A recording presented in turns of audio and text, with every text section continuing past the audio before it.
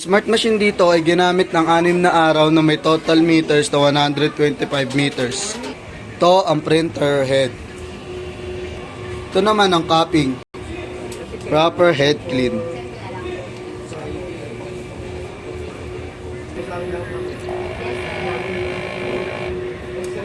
Punasan ng wiper pagkatapos mag-head clean.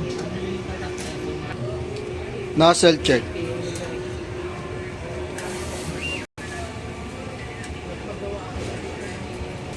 Wala kaming inaw sa order ang pending namin ay goods for 24 hours at wala kaming branch fulfillment ngayong week.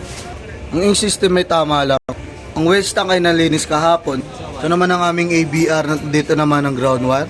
Dito naman nakalagay ang aming stocks. Dito ang use. Dito naman nakalagay ang unused.